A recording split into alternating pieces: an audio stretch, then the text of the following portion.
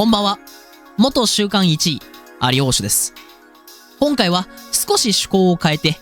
今後の F099 に臨むアップデートについて、私個人の視点からの現状の解析、および新たなアップデート案なども含めて語ろうと思います。内容が内容だけに語気が強くなったり、口が悪くなったりするかもしれませんが、ご容赦ください。私の思う現在の F099 が抱える問題は大きく分けて3つ。1つ目、人数少なすぎ問題。2つ目、やることなさすぎ問題。3つ目、ゲームバランス問題。それぞれ解説していきます。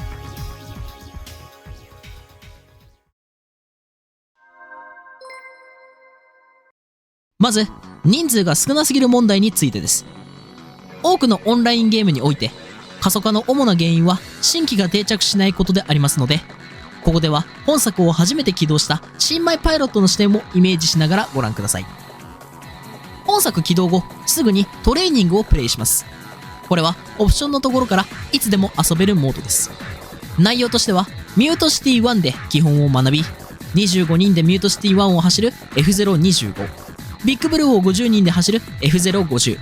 ミュートシティ1を99人で走る F099 で完走すれば OK という内容です。で、ここに第一の問題があると私は考えており、現状のチュートリアルでは基本となる操作方法を少し知れる程度で終わってしまい、ハンドルを切る、戻す、アクセルオフのタイミングなどについての要点や考え方などのような今後の上達の道しるべとなり得る腕前向上の指針のような考え方などが一切示されない上に、きっかけすらつかめないような状態となっています。他にも一切触れられないジャンプ台の下入力着地や、1位で出現する上にスパークの獲得量が異常に多い金バンパー、無条件で伸びるスカイウェイ、 CPU がまっすぐ走るがゆえに接触が起きず、正規の手法ではスカイがたまらない、これは言い換えるとため方を学べないなどなど、走りの面でもスカイの思考法の面でも本作で勝つために必要なことを何一つ学ぶことができません。これらが分かり、成長実感を伴って勝てるようになることこそ本作の面白さであり、これを学べない現状のチュートリアルは大いに問題があると考えています。さて、そのチュートリアルを抜けた新米が次に直面する問題が現在の F099 です。プレイヤー人数は多くて15人。1人でも勝利数99プラスがいれば、その時点で決着がほとんどついていて、新米は熟練に切られるだけで勝ちようがありません。一応、熟練がいないレースで新米同士でならかなり白熱したレースになるようですが、そうでない限りは仮に勝てたとしても、熟練がいなかったから勝てたの成長実感のない一勝でやめてしまいます。なお、一度でも勝てればまだいい方で、そうでもなければまともな勝負になるような走り方がそもそもできず、熟練の強さの種も分からず逃げ切られ続けて面白くなく、本来救済措置であるはずのスカイはため方と使い方両方で熟練に全く勝てないがゆえに役に立たず、前逃げはもちろん後追いも一切勝ち目がない状態、よくて熟練のミス待ちでどうすれば勝てそうかの土俵に全く立てません。例えばこれが一般的な FPS ゲームなどであれば、各種ゲームの特徴である一部固有の操作さえ学習すれば、まあ他でやってたら大体同じだしわかるだろうでなんとかなったかもしれませんが、 F0 はその性質上 F0 そのものになれなければ経験に伴う成長のレールに乗ることができません。プレイヤーの二極が進む原因はここにあると思います。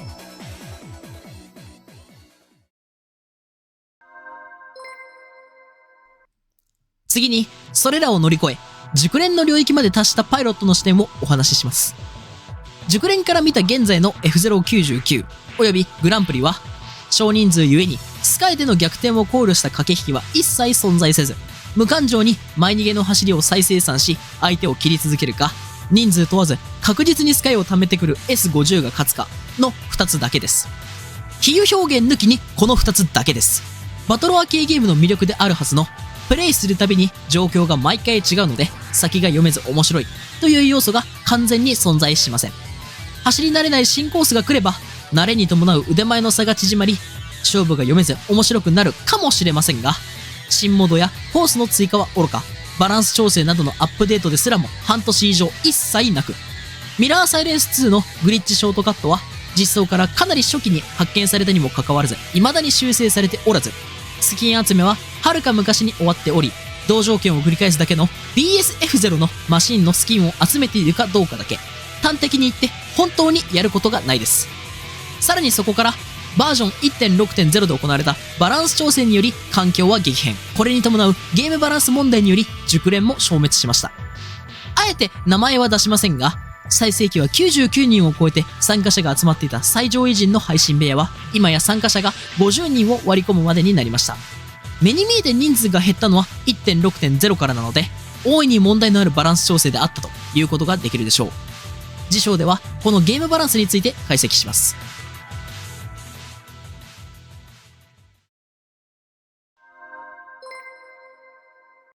大いに問題があるがゆえ、熟練すらもいなくなった現在の F099。私が思う現在のゲームバランスにおける問題は大きく分けて2つあり、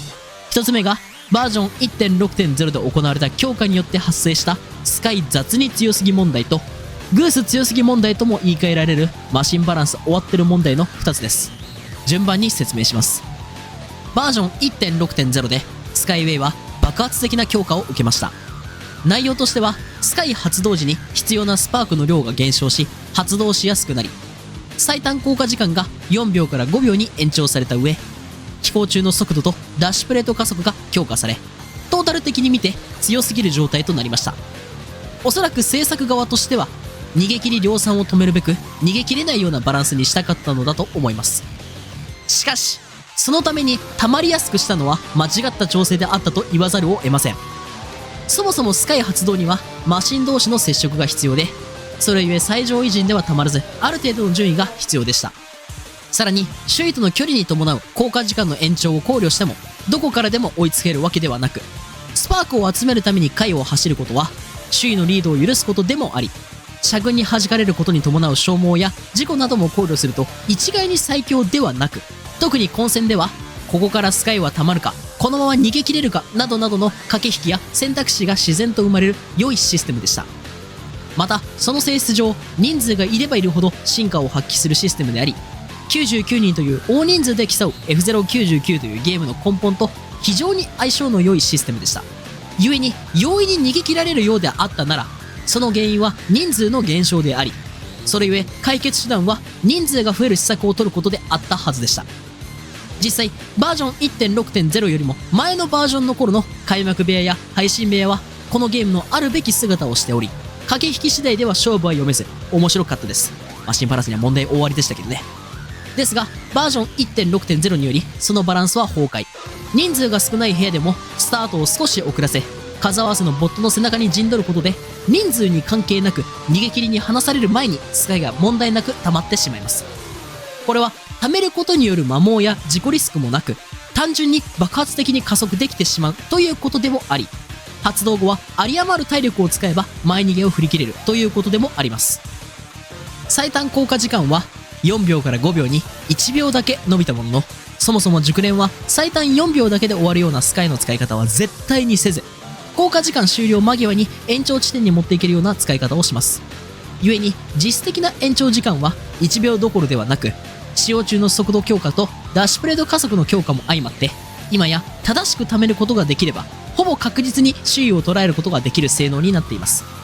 故に貯め方の分かっている熟練はスカイを貯めるわけですが、これすなわち新米はスカイで勝とうと思っても絶対に勝てないようになっているということでもあります。結果としてこのゲームの本来の姿である超人数戦においては1位で、なおかつ体力満タンの状態で最終ラップに入ったとしてもその時点で負けが決まっているというような状況が往々にしてよくあります。雑すぎると言わざるを得ない調整により、本来なら運と駆け引きと腕前の勝負になっていたレースの全てがスカイに乗ればいいで終わってしまい面白くありません。今最も多いのは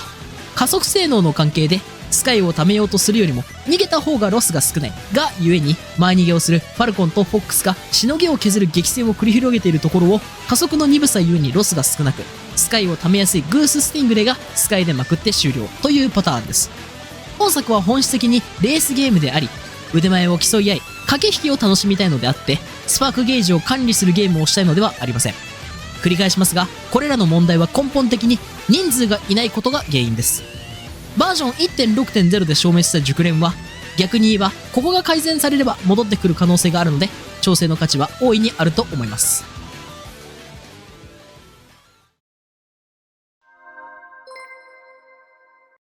続いて、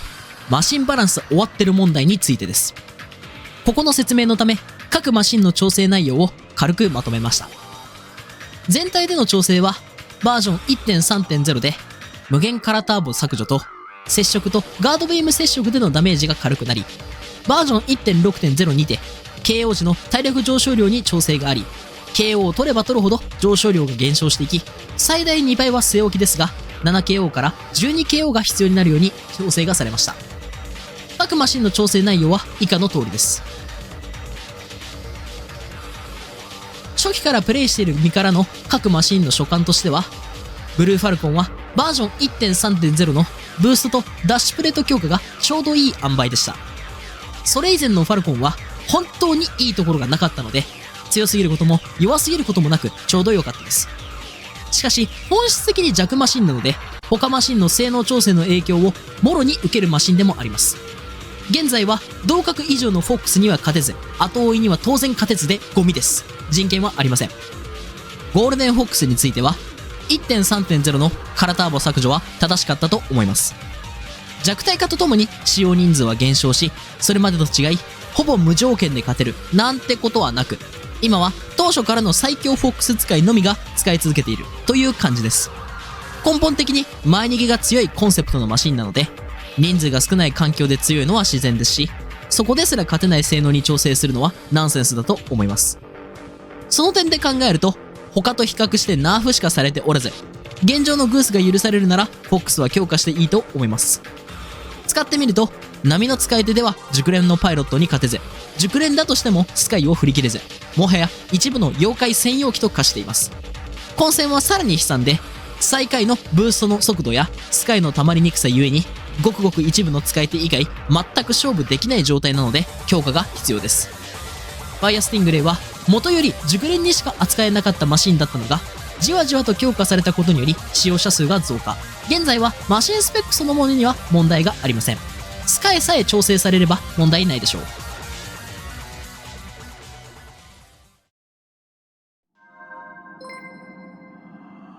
ここからがマシンバランス終わってる問題の心臓部。グース強すぎ、楽すぎ問題です。現状、突き詰めれば突き詰めるほど、グース以外には人権がありません。私が参加した大会では、98人の参加者のうち、実に60人以上、70人近くがグースという大会もありました。その強さを列挙すると、接触安定性1位、体力1位、最高速度2位。この速度で他マシンに弾かれずに集団についていけます。そしてこの接触安定性はスカイを溜めやすいポジションから弾かれないということでもあり、自動的にスカイの溜まりやすさも1位。それゆえに1ラップ目からブーストを使わずにスカイで飛ぶなどが可能です。それに加え、なぜかスピンクールタイム5秒という固有能力もあり、他マシンを弾き出す能力もポジションの防御能力も高いです。この2つが組み合わさることで、他マシンと違い金バンパーをほぼ問題なく叩けます。それゆえに2スカイどころか3スカイまでもが容易に視野に入ります。この接触安定性はまだまだ悪さをしており、他マシンにありがちな接触で弾かれてガードビームで減速し、復帰のためにブーストを切らされるという機会が少なく、さらにそのブーストはといえば、なぜか2番手の速度に1位の燃費であり、それはすなわち 1KO の恩恵が1位であることも意味しています。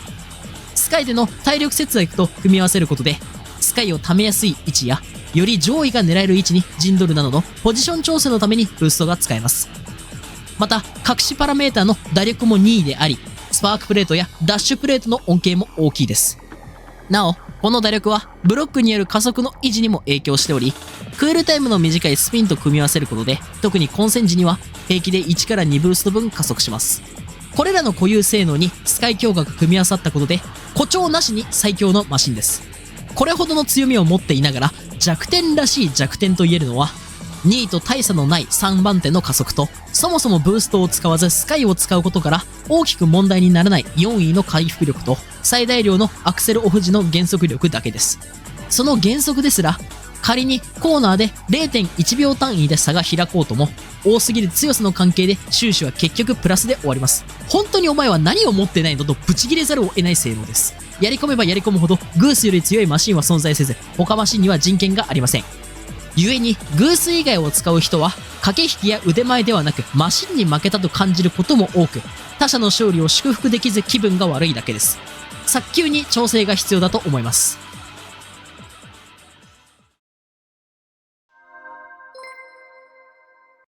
ここまで列挙した通り、現状の本作は問題まみれで、このまま放置すれば確実に終了してしまいます。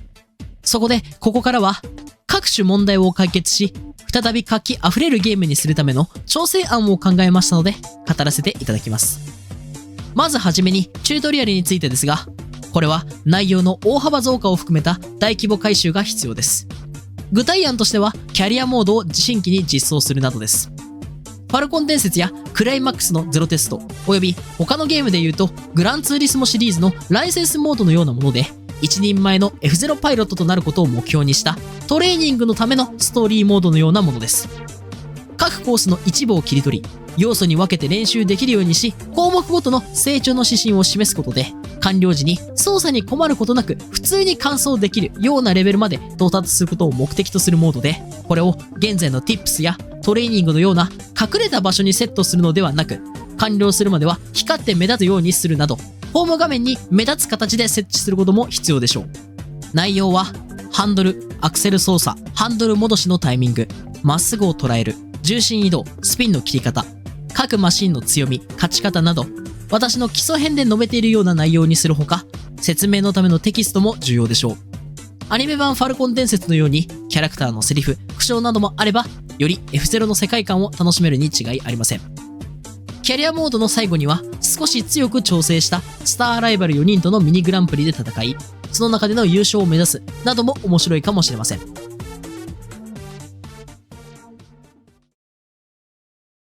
その後の99モードについては、ビギナーズ99のような新米限定レースの設定が必要だと思います。入場には S20 以下限定、勝利数99未満限定など条件をつけ、ルールも3ラップ制やバンパーパターンが少ない、青バンパーは出ない、スカイは 1.6.0 の性能のままなど、より安定して完走できるように調整されたものが望ましいです。また、熟練は新米部屋には入れないものの、新米は現在の99モードにも挑戦しようと思えばできるようにすることも必要です。基礎基本の身についた新米同士限定のレースは成長実感も安く盛り上がること間違いなしでしょう。さらに時々キャリアモードのスターライバルが出現するなどのギミックもあると面白いかもしれません。スターライバル追加に伴い、通常の99でもスターライバルやスーパースターライバルが稀に出現するようになると味変としてはいいかもしれません。また Tips は一つ一つめくるのも面倒な上、必要な情報を探しづらく分かりにくいため、より目立つところに配置換えした後、一覧表示形式にし、必要な項目にアクセスしやすくすることも重要でしょう。その他にもカービィのエアライドのドライブのようなフリーランフィールドという操作を学ぶためのコースではなく、フィールドを好きなように走り回り、基礎動作や通常のコースでは起こせない挙動を学べるような場所が必要です。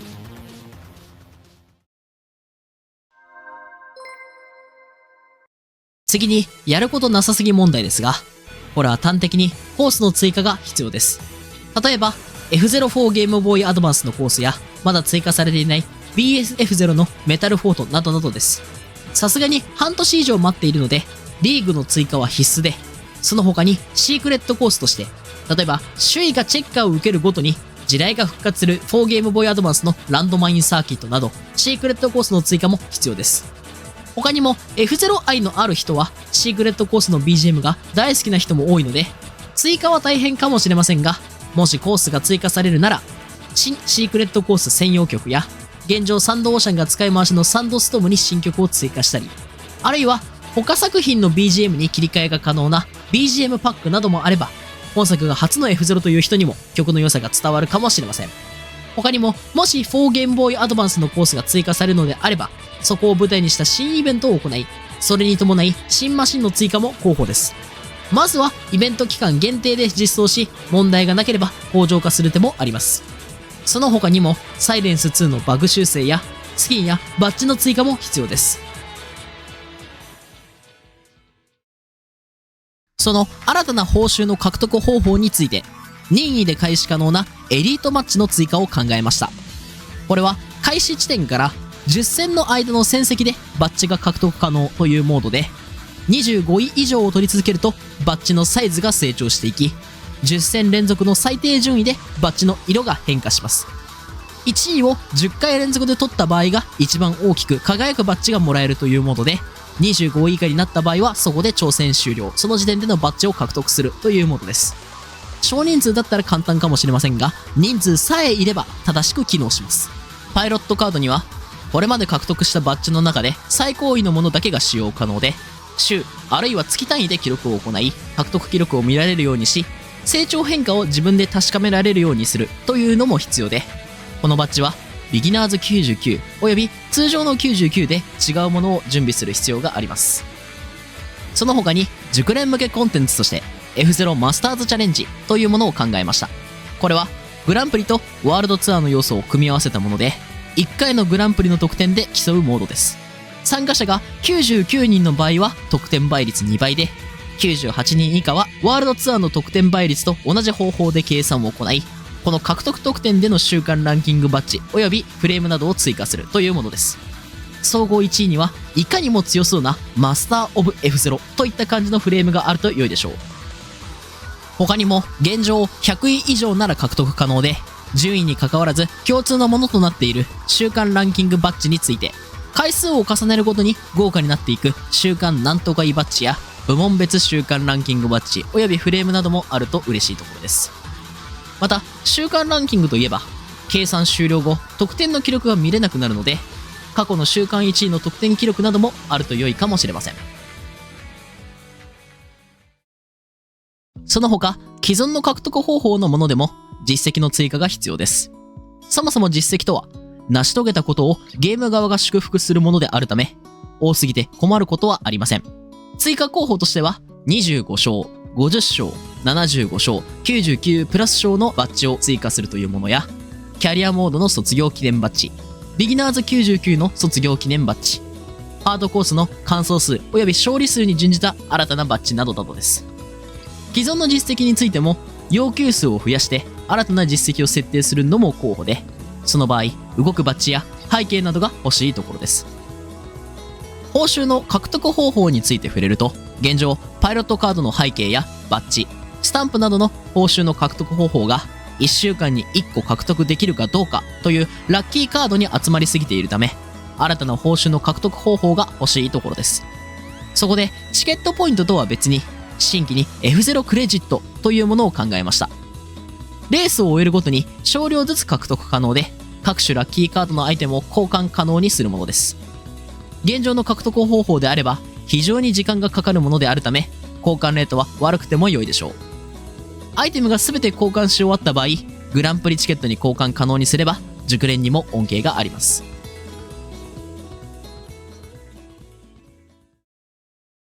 本筋とはそれますが、現状のチケット周りにも機能回収が欲しいところです。熟練は開幕グランプリに参加するためのチケット集めのために仕方なく99やハードコースで新米狩りを行っている節があるため、獲得方法を増やすなどしチケット回収効率を上げるべきです。現状のデイリー完走ボーナスとは別で、デイリークエストを新規に実装し、1レースの出走、完走およびグランプリ以外のイベントモードに参加という3つのミッションを準備し、それぞれ1枚ずつチケットをもらえるようにするほか、1位優勝でチケット1枚をボーナスで付与するというのも良いでしょう。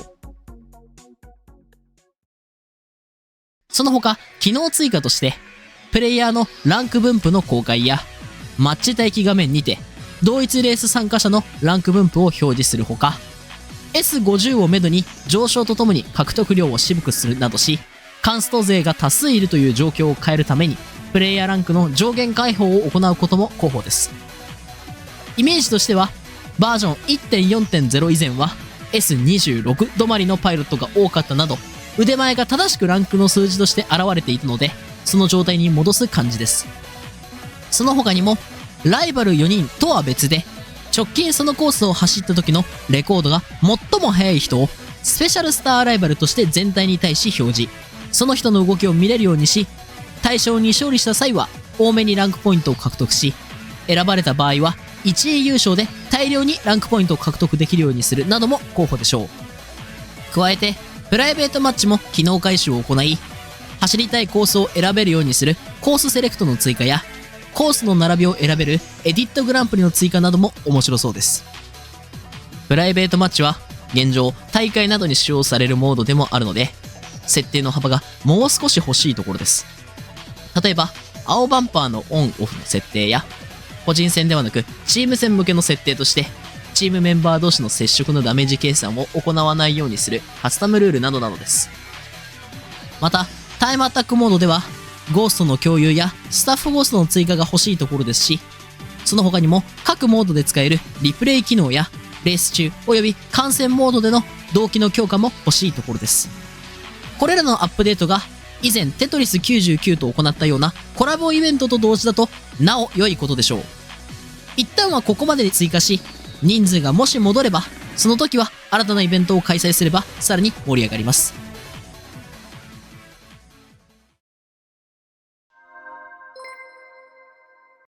次にゲームバランスについて。最初はスカイの調整内容です。スカイの調整は3つ候補があり、1つ目は単純にバージョン 1.6.0 よりも前の仕様に戻すというものです。2つ目はマシンごとに必要なスパークの量を調整するというものです。これは前逃げを行う性質上、そもそも溜めにくいファルコンフォックスの必要量を減らし、特に溜めやすいグースの必要量を増やすというものです。3つ目は速度とダッシュプレート加速だけ据え置きにし、それ以外を元に戻すという方法です。人数が増えさえすれば調整に幅を持たせられるかもしれませんが、現状はこの3つしかないでしょう。続いてマシンバランスについてです。マシンバランスについてはグース1強の状態を何とかする必要があります。調整の目的としては、やればやるほどグースでいいとなるバランスが問題なので、他のマシンでも勝てそう、あるいは勝ちたいと思わせられるようなバランスにすることで、目標は熟練であればあるほどありがたみがわかる調整です。候補としては、まず第一に他のマシンをグース並みに強化するというものです。接触安定性を全マシングースと同等にした上で、他の各種パラメータを強化するというパターンです。2つ目の候補はグースをナーフするという方法です。接触安定性の弱体化から始まり、スピンクールタイムを共通の6秒に戻すほか、ボディ強度やブーストの燃費などを悪化させるなどなどといった調整です。ですが新米が使って分かるほどのバランス調整にはしたくないので、これは実質的に最終手段と言えます。3つ目はパラメーター別で調整するというものです。例えばブースト周りについては、ゴールデンフォックスのブーストの燃費を最初期に戻すほか、ブルーファルコンのブーストの燃費を多少なり強化し、ワイルドグースはブースト中の最高速度を下げるという調整です。他にもボディ強度の調整としては、ワイルドグース以外のマシンの体力および回復量を増やす代わりにブーストの燃費を悪化させるというものです。これは最大体力からのブースト使用回数に変化は起きないものの、接触のダメージが軽くなるように調整するというものです。次に打力の調整についてです。ファイアスティングレの打力はそのままに、ワイルドグースの打力をゴールデンフォックス並みに、ブルーファルコンの打力を逆にワイルドグース並みに、そしてゴールデンフォックスの打力をブルーファルコンと同等にするというものです。これに伴いデスウィンド救済のため、ファイアスティングレはダッシュプレート加速の強化を行います。他にも加速性能については、ブルーファルコンは時速400キロまでの加速を強化し、ワイルドグースは時速300キロまでの加速を弱体化し、ファイアスティングレイは時速360キロまでの加速性能を強化するなどなどです。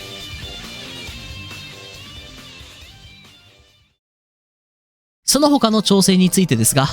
一つ目はワイルドグース以外を対象にした無敵化についての調整です。短時間に連続で他マシンと接触するとダメージ計算を短時間行わなくなる仕様がありますが、これについてグース以外は発動条件を緩和する、あるいは無敵時間を延長するというのが候補です。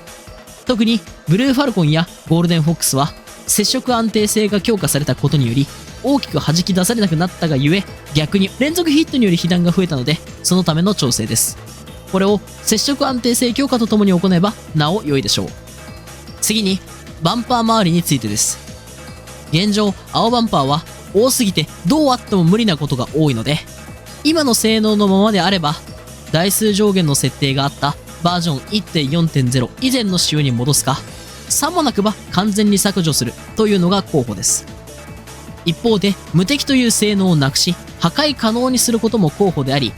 その場合は、青側を弱体化させる方法と、パイロット側を強化する方法の2通りがあります。青を弱体化する場合は、スペイン以外で接触すると体力が削れ、10回の接触で破壊されるようにするというもので、パイロット側を強化する場合は、ブースト中、あるいはスピンで接触すると青バンパーに攻撃が可能になるというものです。どちらの場合でも、破壊時はプレイヤー KO 扱いにするのが良いでしょう。あるいは完全に別物にするというのも候補です。まず第一に、接触しても弾かれないように変更した上で、接触した時にスパークゲージを吸収する、あるいは接触時にスパークを付与する疑似金パンパーとして機能させるというものです。引き続き熟練が逃げる場合は、灰色及び赤色のバンパーのパターンを増やすのが第一の解決方法です。調整の候補としては、美味しい侵入ラインを塞いで全く動かない赤バンパーを追加するなどです。3つ目に KO の調整についてです。現状最大 12KO で体力が最大値になるわけですが、そもそも 12KO も取れることはまずなく、取れて 1KO から 2KO 程度なのですが、その 1KO ですら恩恵に違いがあるのは問題なので、体力上昇幅をマシンごとに調整する必要があります。上限は 200% 共通でも必要 KO 数が違うというだけで全然問題ないと思います。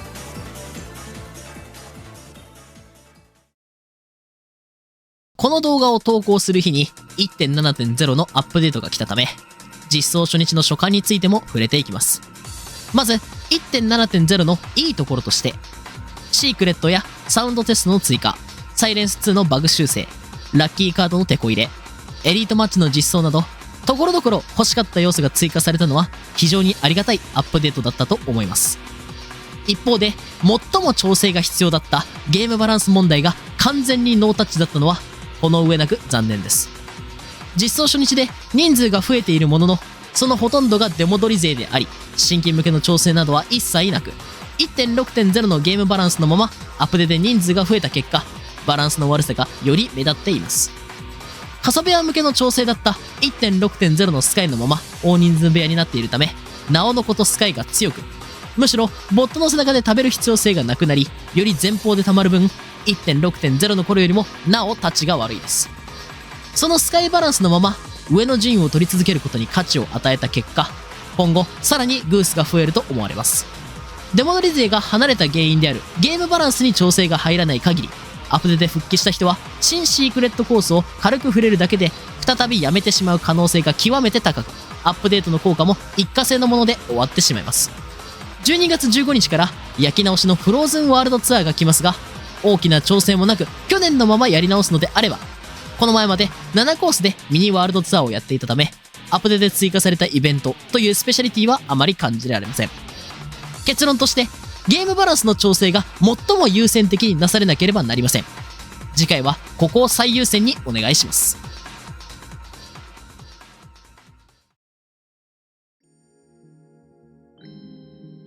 見ていて気分の良い動画ではなかったかもしれませんが、ここまでのご視聴ありがとうございました。現状は問題の多い本作ですが、99人で走れるレースゲームは後にも先にも本作だけだと思います。人数さえいれば面白いゲームにはなるので、今後のアップデートに期待しましょう。もし仮に運営様が見てくださるとしたら、私が望むことは4つです。1つ目、プレイしてください。2つ目、少人数を前提の調整はせず、人数が増える施策を打ってください。